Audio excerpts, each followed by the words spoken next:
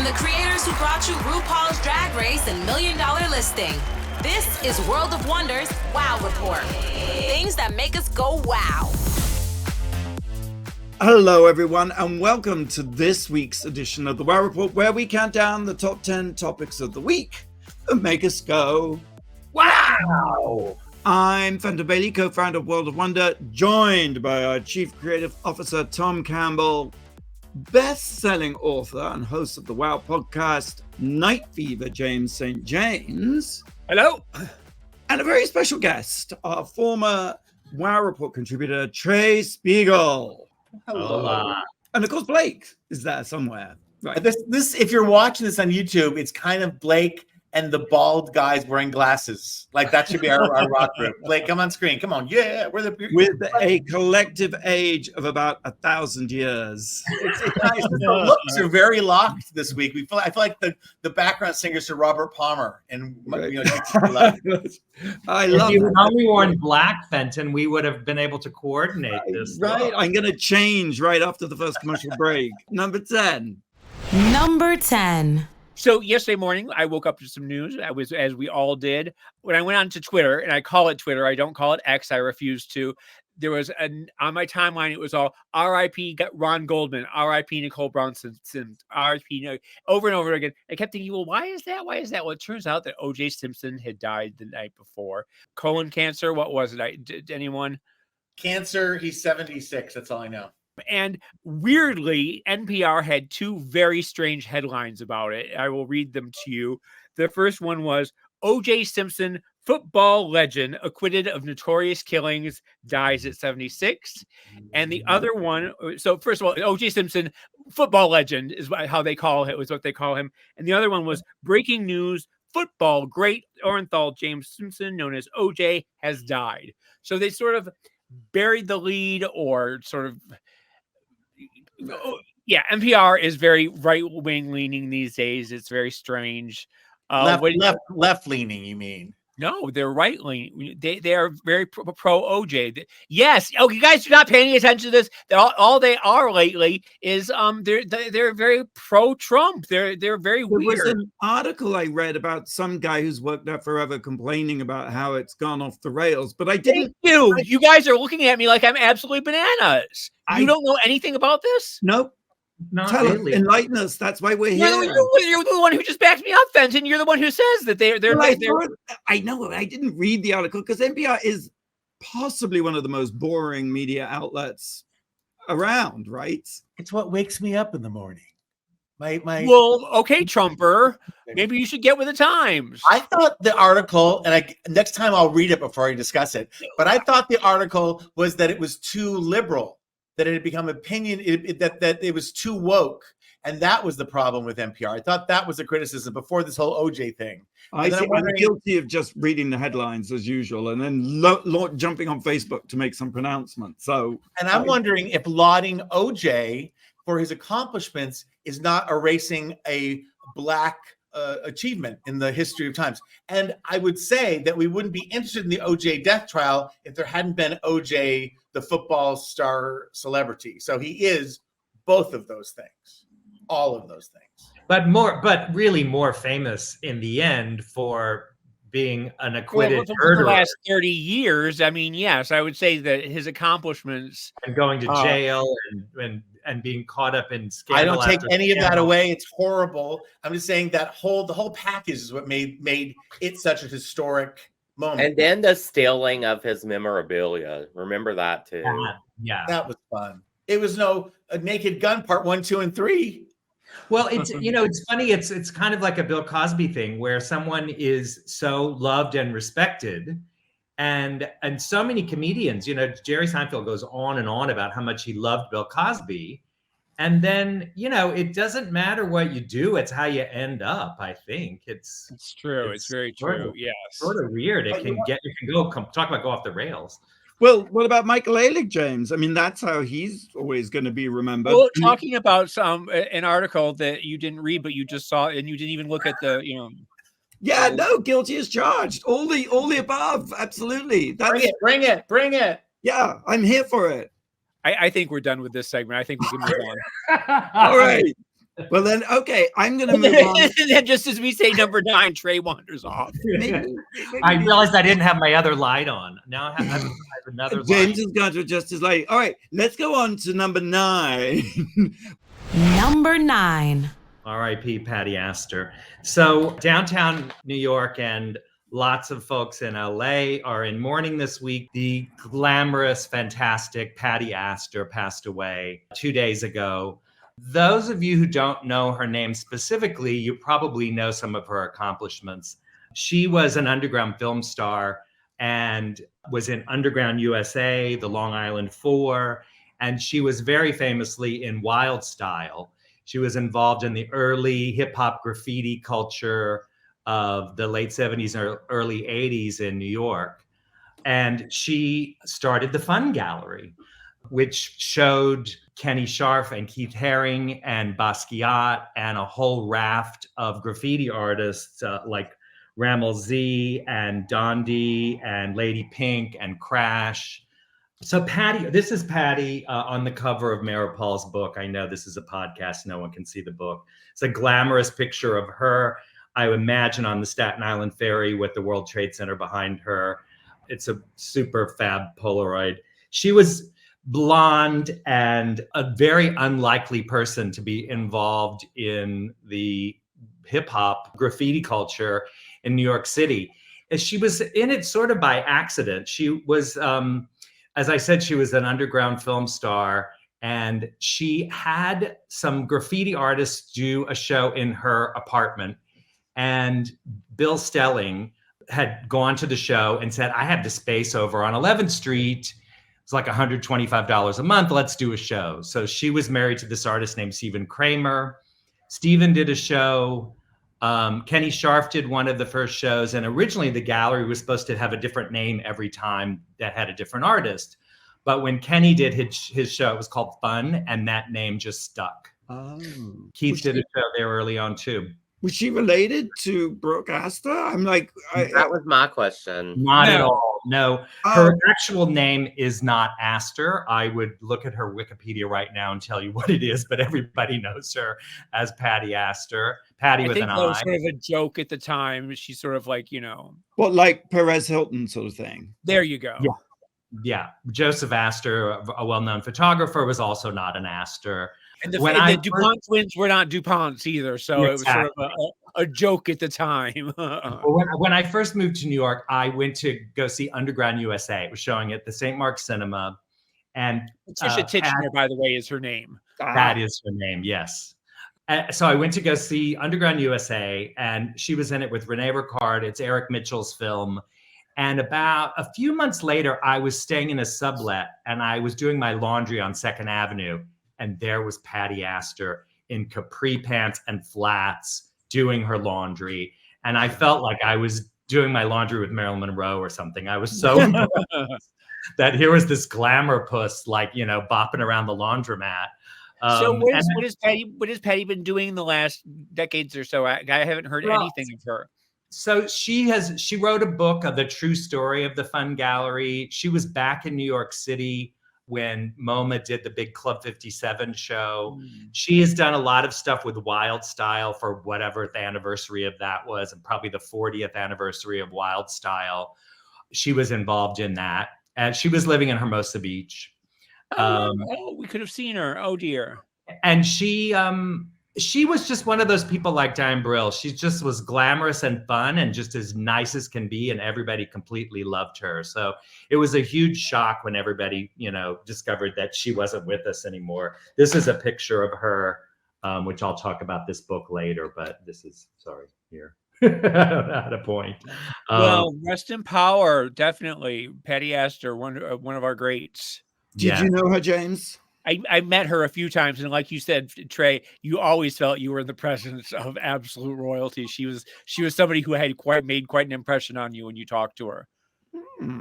Yeah, blonde and pretty and fun and just always kind of the life of the party, and everybody gravitated towards her. And the Fun Gallery, what she did with the Fun Gallery was really monumental, and it led to, Basquiat's career. She talked a lot about Basquiat, and she was really supportive of artists and really against the commercial nature of art. So she wasn't really happy with the Basquiat doormats that are being made now. Oh, right. Okay. Rest in perfection, Patti. Astor. Number 8. It is the new movie on Netflix that is a recreation of the BBC Newsnight interview that Prince Andrew gave about his relationship with Epstein. Ooh. And it's so odd.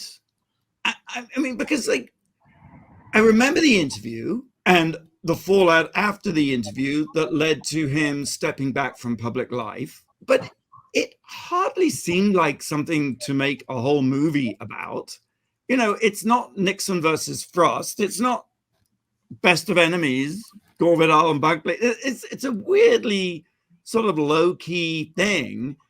It just seems very odd. How did they stretch it out into 2.5 hours? Or well, it was under 100 minutes, so that was a good thing. And the guy Rufus Sewell plays Prince Andrew and is pretty good at being sort of boorish and crass and sort of jolly in all the wrong ways. No, it's funny because I always thought that Rufus Sewell was so good looking in his younger years. Does he hold up? Because Prince Andrew did not. He kind of looks like Prince Andrew in this, but I think I've heard it was hours and hours of makeup.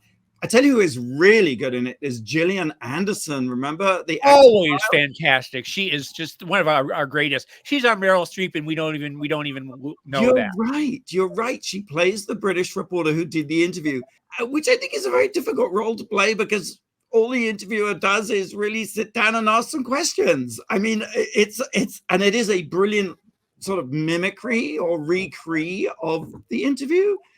But does it have a point of view when you walk away knowing that he's... The point of view the film wants us to walk away having is, thank goodness for the BBC doing public service broadcasting in this era of cuts and cutbacks and consolidation, and that thanks to them, real stories and truth get spoken to power. That's the intention. I don't want to get cancelled, but I was watching the interview and thinking... Especially when you have a book to promote. I think this isn't that bad, the interview. And what the fallout, it was the tone deafness of the interview that was the real problem. And so the film depends on its sense of vengeance for the sort of social media outcry afterwards, which sort of just looks like getting cancelled. It's a weird... It's like a murder mystery, and you know who did it in the beginning. Yes, exactly. We know how this turns out. You do, and it's sort of all somehow much less overwhelming than it felt like at the time. It's just I thought it was just very odd, but I did keep watching it. And Billy Piper plays Sam McAllister, who is the researcher, reporter, producer who gets the interview. But I couldn't tell you how she got the interview. It didn't seem very interesting, and it didn't even feel like as good as an episode of The Crown. I was just really mystified by the whole thing. I want to, just listening to you describe this, I want to introduce a new genre, clickbait documentaries. There have been so many scandals that happen day after day, hour after hour, that they just wash by us. They don't make the impact like the OJ trial did. And so, they just go by. So now you can just take 10 minutes of scandal, make an hour-and-a-half documentary about it, just because we haven't thought about it in a long time. So it's a clickbait documentary. Right. And it's a clickbait feature. But the thing is, it's like feature. There are so many egregious scandals. And I mean, how many terrible, horrible interviews has Trump given? Where's the movie about that? It's so better weird. than the movie. He's better than the movie. But it's that idea of Netflix, like what's going to make you click? What's going to make you click? That's the clickbait. Yeah. And you're right. It is a clickbait featurette. It's like the movie of the week, but made even right. Exactly. I think Ryan Murphy has possibly specialized in that whole idea. How to take Lacoste Basque and turn it into 6 episodes. Oh, don't get us started. Well, let's take a quick break. Hey, Tom, have we reached the finale of season 16? Tonight, I'm glad you asked. which happens to be my birthday. Tonight is the reunion of Drag Race. We're 1 week away from the grand finale, but all of the queens who have been eliminated return for a lip sync smackdown and 9 lip syncs, 1 winner, $50,000, and she will be the queen of She Done Already and Had Hers. The competition has just begun. Right. It's an awesome season. And of course, where can you see it? MTV, yes. And Wow Presents Plus worldwide. Sign up at wowpresentsplus.com. Oh, Blake, have you got a question? I do. Why does Michelin, a tire company, review restaurants? I didn't realize it was the same Michelin's. I'll be damned. Right. We'll have the answer right after the break here on the Wow Report. You're listening to World of Wonders Wow Report. Things that make us go wow. Welcome back to the Wow Report. It's Fenton here with Tom and James, our very special guest, Trey, and Blake with the answer to a teasing question.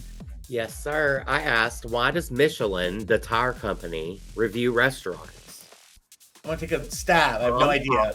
I think it's because they wanted to encourage. I take Michelin guides to go around Europe. They wanted to encourage. Can I ask you not to say stab when we're talking about tires? I thought it was going to be an OJ joke. Thank you for saving that. I'm going to say that they wanted to encourage travel and to let people know of restaurants around, so they would get on their tires and wear them out and have you go to different parts of the country. I was thinking it was because the tire guy liked to eat at a bunch of different restaurants, and that's why he was so fat. I just learned this myself. I never put those two things together, Michelin tires and the Michelin star review. And it's because of they want you to wear out your tires driving around to different restaurants. You have to think that there are 1,000 Michelins probably in the world, or maybe more. So it's what a coincidence. I'm feeling very tired.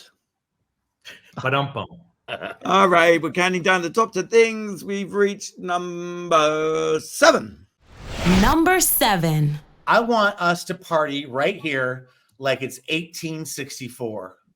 Why? Now, I know you don't usually come to the Wow Report for your reports on female health and rights, but, things that make you go, wow. This week, we know the ex-president, the one who will not be named, went on, created some stupid, unsavory, illogical thing about how states' rights should decide abortion rights. And as if scripted, Arizona upheld a law from an abortion ban from 1864, 1864. Now, I talked to some of my college friends about,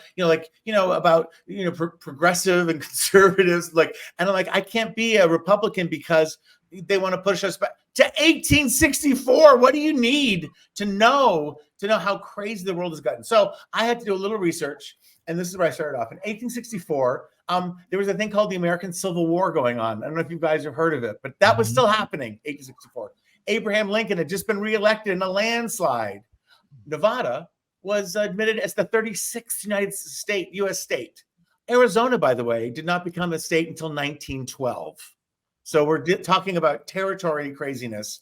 And Queen Victoria is in the middle of her reign. She was the queen from 1837 to 1901. It's just bonkers. So then I went on to sort of read, and this was news to me because I grew up Catholic. So I find talking about abortion uncomfortable, just being honest. I'm not saying it's a good thing to do, but it's like, because it was drilled in me that it was a terrible thing, that it's awful. It's, they all the baby fetishism and the idea that we love little unborn life so much, but then we refuse to actually feed it and take care of it. Mm-hmm. But they said once America was established, for years and years and years, abortion was accepted.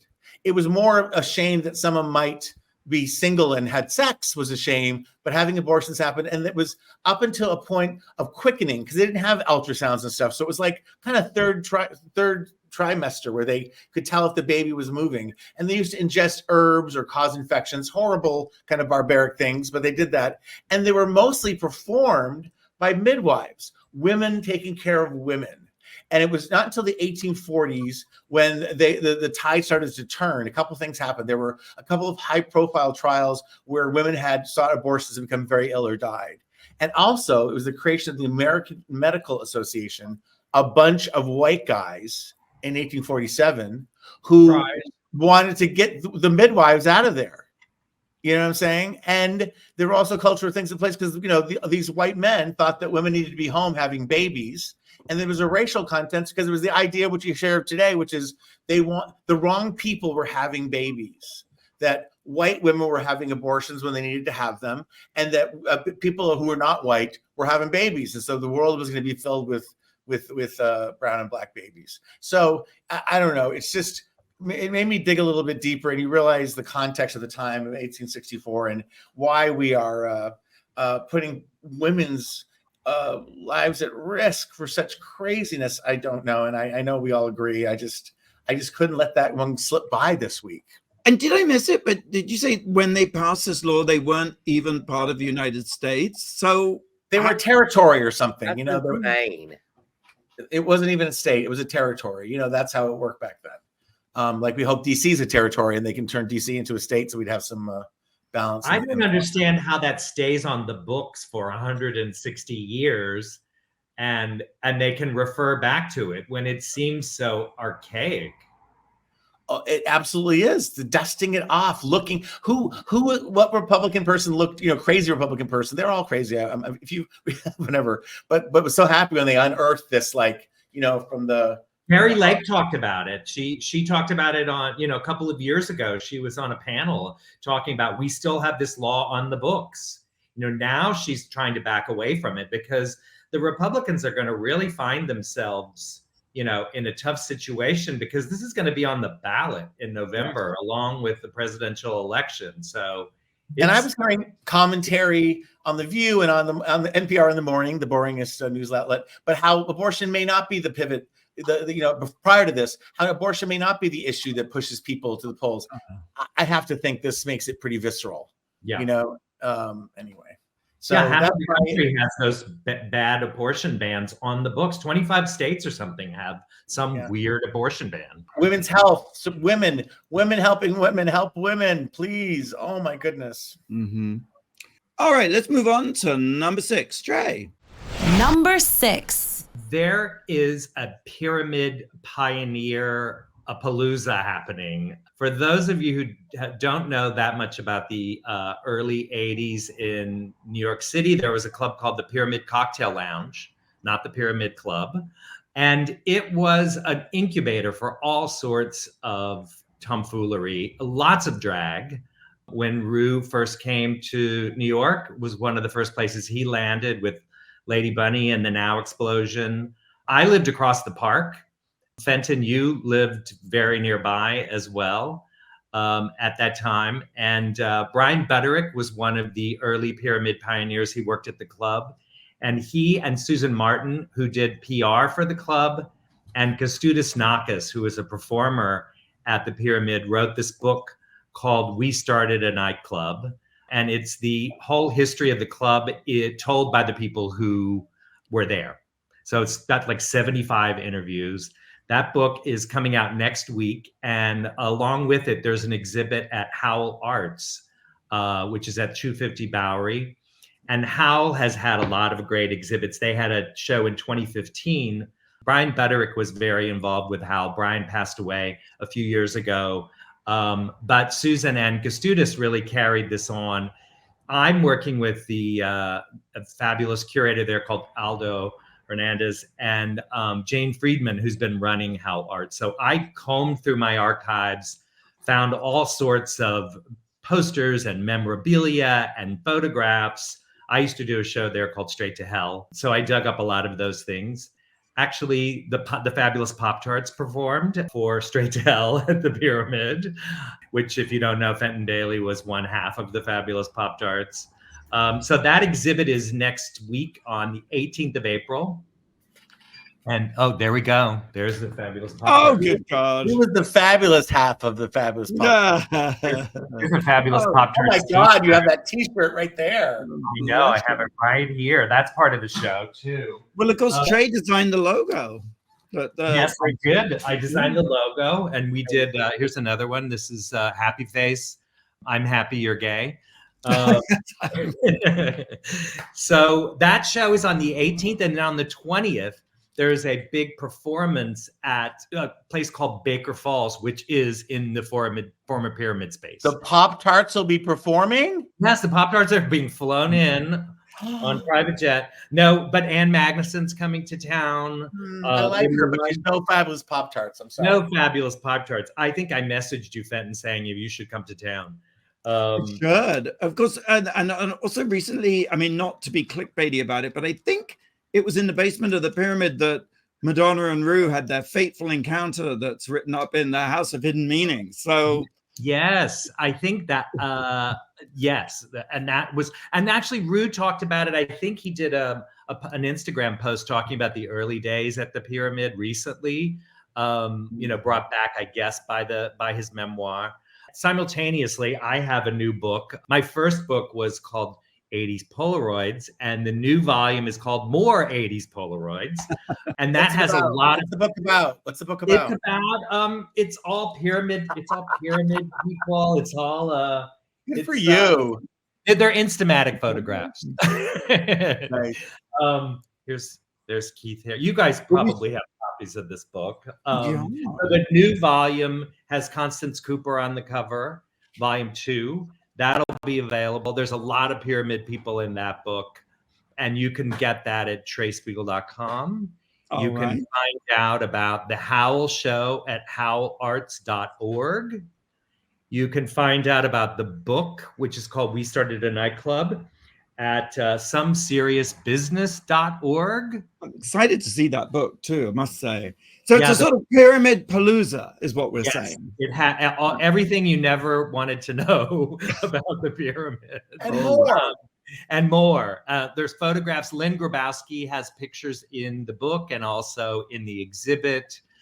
Jody Carilla has dug through her archives. And it's going to be, Dinosaur Club Week next week at in New York City. A lot of people are coming in for it. You saw that, I think you posted the clip that Dianne Brill was just in town and had her birthday party. Your birthday is when, Tom? Today? Well, Friday. Yeah, today. Today. Mine is the next day, the 13th. So it's birthdays, it's pyramid, and it's the 80s again. It's the 80s. 1864, but 1980 as well. And we're all 80 years old. So it's a theme. well. I'm just trying to get things to smile. It's so hard today. All right, let's move on. Okay. Number 5. Number 5. The end of last month, March 28th, there was a screening at 10 a.m. at the Universal City Walk, at the IMAX Universal City Walk. And it was the unveiling for a VIP audience only of Francis Ford Coppola's new movie, Megalopolis. Yes. I was not invited. I didn't. But everybody else was there. And this was supposed to be a moment at which, he's been an amazing, Tom's probably going to talk about him on a little later in the show, but he's an amazing, iconic director who has also gone bankrupt a few times, but recently sold his wine business, which is much admired, and used some of the money from that sale to fund a $120 million movie that he's wanted to make all his life. And apparently it tells the story of Megalopolis, the city that is accidentally destroyed. And the movie is about two dueling architects rebuilding. On the one hand, it's Adam Driver playing the idealist architect, and Giancarlo Esposito plays the pragmatist mayor. And they're just sort of battling it out with these two, they're not two architects. One's the mayor, one's an architect, but they've got conflicting visions of how to rebuild Megalopolis. So they had this big screening. Every head of the industry, because I think the idea was that he would land a deal from this screening. Everyone would just fall about, oh, it's so marvelous. Well, the Hollywood Reporter writes that there was, and this is perhaps the worst thing that can happen to you, a conspicuous silence at the end of it. And then there's some sort of anonymous comments, like some kind of indie experiment, someone said. Someone said, everyone is rooting for Francis and feels nostalgic, but... And apparently there's a cringy, I'm quoting here, a cringy sequence involving Jon Voight's character in bed with what looks like a huge erection. The scene evidently takes quite the turn, but we're not going to spoil it here. So who knows what that's about? I don't know. A Megalopolis. It's so interesting you're saying this. I was at Radio City Music Hall in 1981, 82, when One from the Heart premiered. I love that movie. Radio City. And it starts Don't out... Don't Get Old, right? No. It's Terry Garr and Frederick Forrest. And it's set in Las Vegas. It's a love story set in Las Vegas on the 4th of July. And it's visually really amazing. Kinski is in it. Natasha Kinski. And so this movie has incredible visuals. It was Zoetrope Studios. Coppola banked in the same way as he is on Megalopolis on One from the Heart being this revolutionary kind of film. It's visually really amazing. The same thing happened. The movie ended and I was sitting like right near the front. And in the wings I could see Coppola. And that was the beginning of the end of Zoetrope Studios. It went bankrupt. The movie bombed and it bankrupted Zoetrope and it bankrupted Coppola. And he was, for years, he was kind of just a director for hire. And so this Megalopolis is kind of his way back, but it sounds like the same thing happened again. Just God bless him for investing in his own ideas, though. Why not? He's 80, whatever. I mean, why not roll the dice? Like, and Fenton just said, One from the Heart hasn't it then been revisionist thinking about that moving forward? It's when Blade Runner came out, which was Ridley Scott, it was a disaster, right? And One from the Heart has become a beloved classic, So it's an incredible movie, and visually, the way it starts out is just incredible. There was the red curtain in Radio City with the spotlight on the curtain, and the curtain opens and that turns into the moon. And then you travel down through the moon, through the clouds, and you come to every marquee in Las Vegas. And they show all of the characters' names, all the marquees, and then you go up and over and into the first scene, one shot, the whole thing from the moon all the way down. You're making me want to watch it. Fenton, would you ever go see Megalopolis now? Oh, yeah. No, I'm going to go with James when there's a screening. I want to come with you. With you. Right. Awesome. Well, good luck to Francis Ford Coppola, right? I agree with you, Tom. Like, put the money where the mouth is. And, he's a genius filmmaker. So let's take a break. RuPaul's DragCon LA 2024 tickets are on sale. That's on July 19th and 20th at the Los Angeles Convention Center. Just announced the Global Glamazon show, which is after hours at DragCon. Marina Summers, Organza, Pandora Knox, La Grande Dame, many, many more. So that's July 19th and 20th at the LA Convention Center. Hey, Blake, where do you get the tickets? RuPaul's DragCon.com, of course. Of course. You got a question? I do. What recently divorced starlet, descended from Hollywood royalty, recently admitted she can't poop or pee alone? Natasha Kinski. Genevieve Bujold. We'll have the answer right after the break. Francis Ford Coppola. You're listening to World of Wonders Wow Report. Things that make us go wow. Welcome back to the Wow Report. I'm Fenton here with Tom and James and Trey and, of course, Blake. Yep, and I asked, what recently divorced starlet, descended from Hollywood royalty, recently admitted she can't poop or pee alone? Why would we... I'm going to say Jamie Lee Curtis. I'm going to say Dakota Johnson. No. I'm completely lost. Drew Barrymore. Oh, there you go. Yeah, probably. Well, why? Who poops with her? I don't understand the question. Why is she bringing it's our very own? It's our very own Tori Spelling, of course. Because she had so many kids or something? She said on her podcast that someone asked her recently, or someone told her recently that someone asked her if she can poop alone. How does this even? Where does this even come up? Someone told her recently she should just be single and be happy, and she was like, "I'm never alone. I've never even pooped or peed alone for 18 years with Dean, and now the kids sit in there and watch me while I poop and pee." Dean used to watch her poop. Listen to Misspellings wherever you podcast. All right. Is your podcast called Too Much Information? That is the strangest question. I don't quite know what to do next. Should we just carry on with the countdown? Number 4. Number 4. And speaking of Tori Spelling and her dad, have you heard about the Melrose Place reboot? I just did. Just the headline. I just read the headline. I don't read the article. Yeah. We're learning over and over and over again in this podcast that that's all anyone does. Well, it is in development at CBS Studios and is currently being shopped to networks and streamers, Deadline has reported.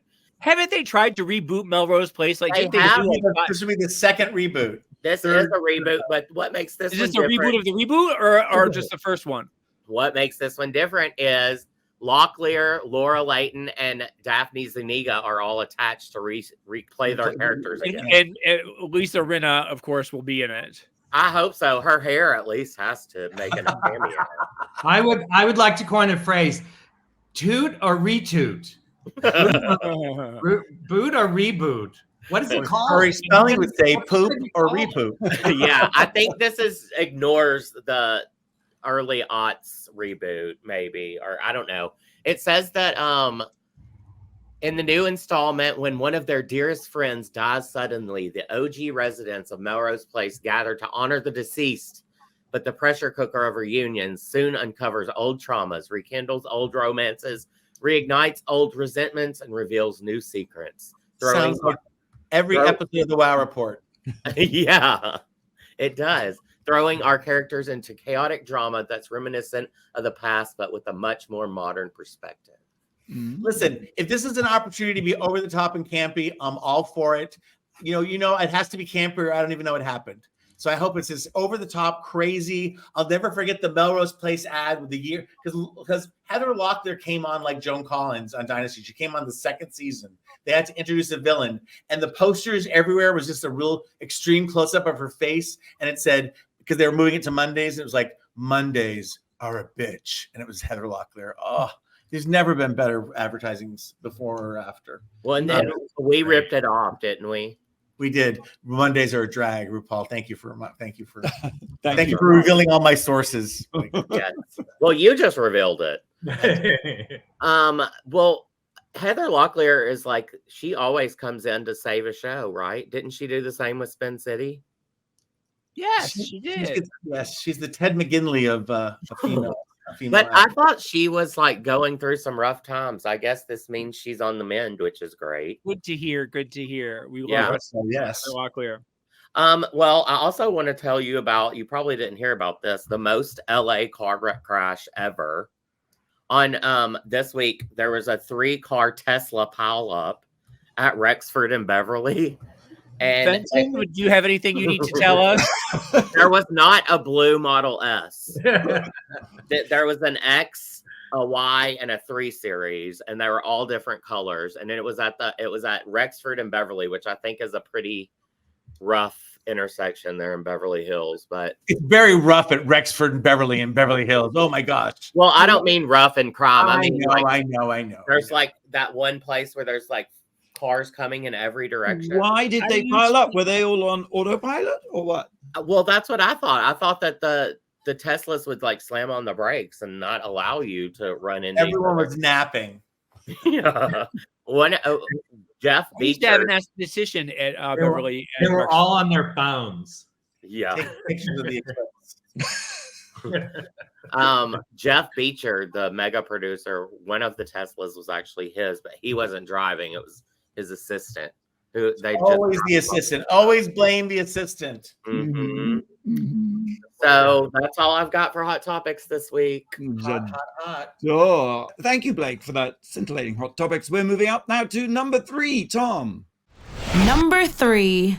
Now, speaking of being old homosexuals, you know how we can tend to shame. Is that what we were talking about? I didn't. Well, I feel like when I look at the screen, it's the first thing that pops to my mind. I have to keep myself from shaming people who don't have the Good same start. Well, hell of a start we got there.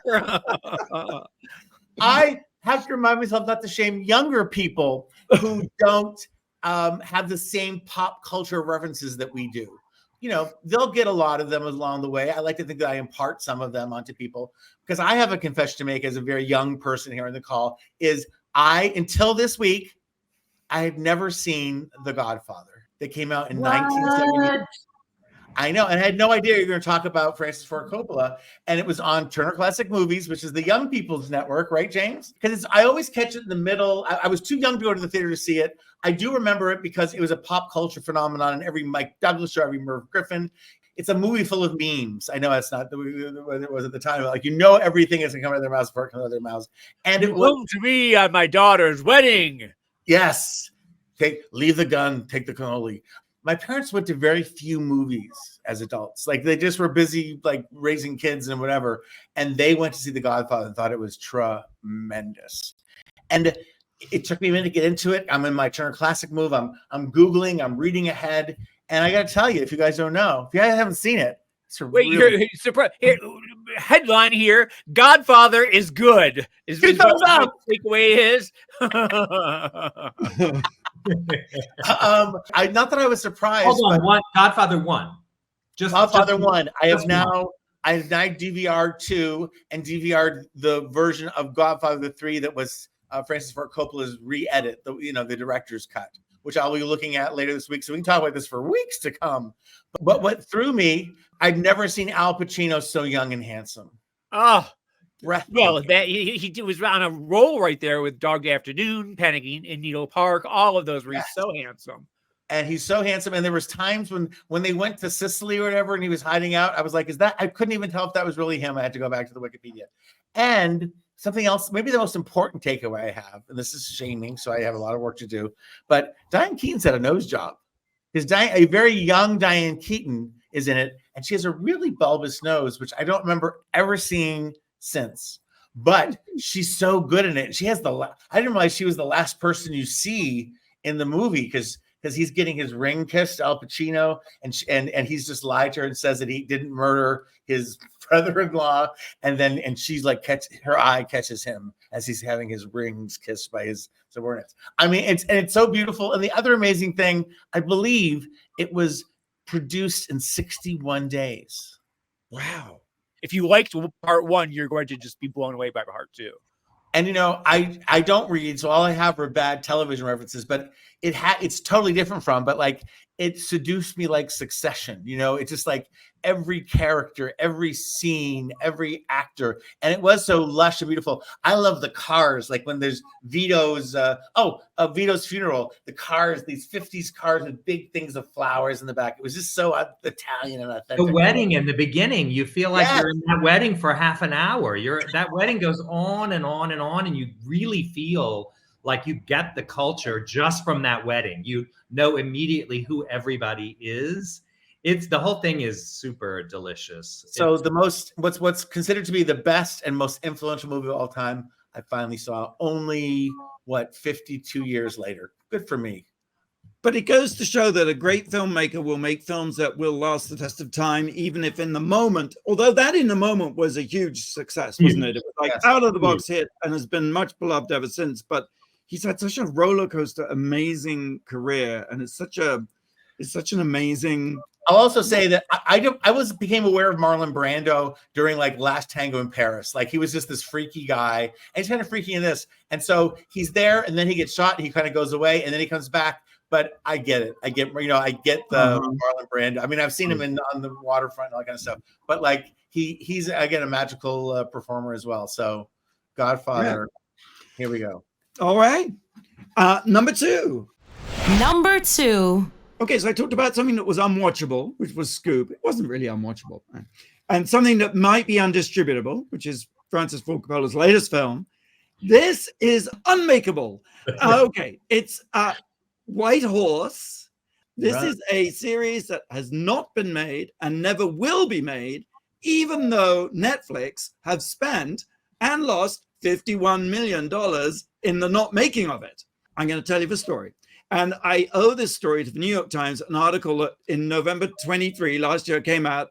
The algorithm only just surfaced it in my feed recently. And I started reading it and I was fascinated because we've worked with Netflix and occasionally we've argued about overages of like $400. And so I'm wondering, how do you spend $51 million? You know, how does that work? So $400 at a time, Fenton. $400 at a time. Here's what happened. Carl Rinch. Have you ever heard of Carl Rinch? He directed a movie. He's directed one movie.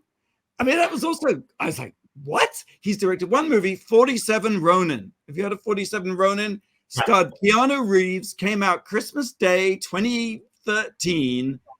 Giant bomb. It cost $175 million and it lost almost every penny. So that was Carl Rinch's directorial debut. And until Netflix swooped in and gave him $51 million to make a new series, that was all he'd ever done. And the story is supposedly of a series about a human-like species that were invented by a genius, and they're called organic intelligence. And he and Carl and his wife came up with this idea. She was a producer and a costume designer as well. And they sold it in 2018, which is referred to as the streaming boom. So this is, you know, when you've got 500 scripted series. Spend. Yes. And he was going to do the deal with Amazon.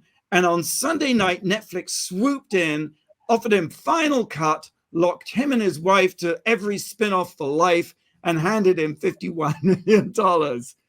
Well, it didn't turn out very well. They did some filming in Brazil, and he made everybody work for 24 hours without sleeping.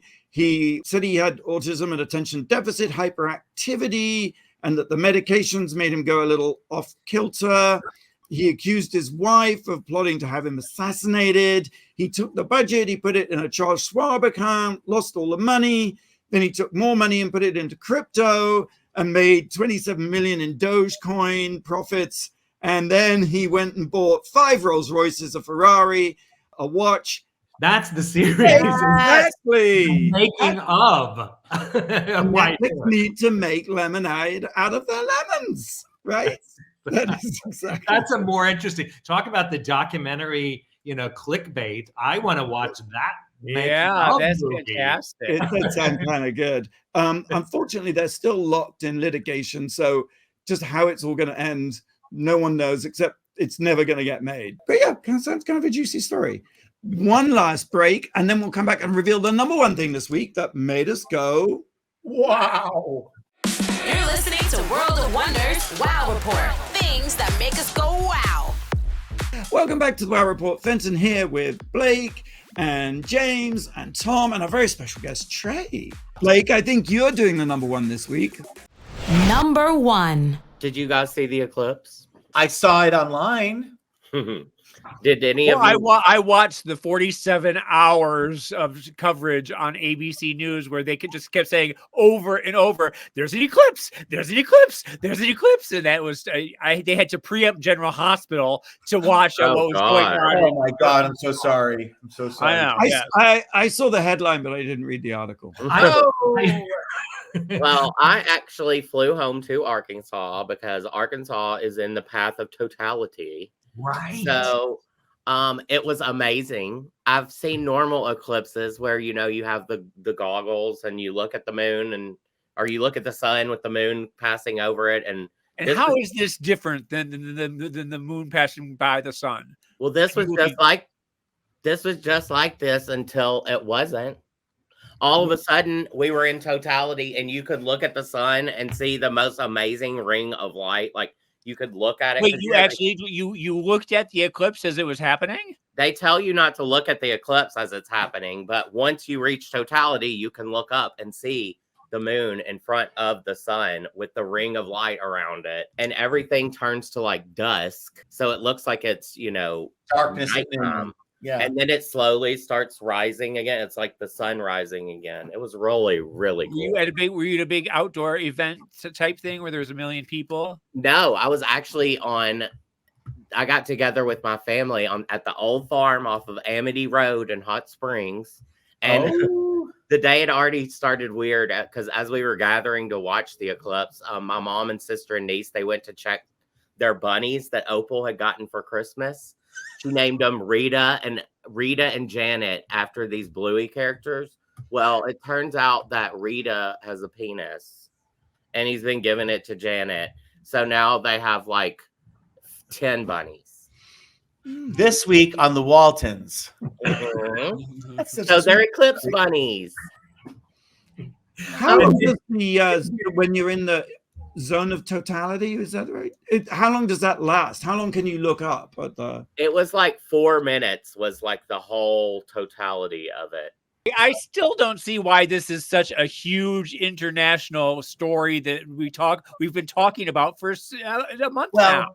James, with all due respect, if you ever left your place during the day, you would be shocked that it actually it goes from light to dark. So what you're saying is it goes from being sunny to a cloud going over the sun. No, it goes to be nighttime. Someone's in a mood today. We pushed James too hard today. We rely on him for humor because he is the star of the show. Well, one too many times, and now he's yeah. He's dry. James, it sounds like you don't believe Blake that he had a transcendental experience. It's no scandal about Kate Middleton or anything, but how much did you spend to see the sun go under the moon? Money is only how much did you spend on Oscar de la Renta brooches? It's on. Thank you, Trey. Thank you, Blake. Thank you, James. And thank you, Tom. And thank you, everyone, for listening to this week's Wow Report. Same time, same place next week. Until then, go out and do something that makes the world go wow.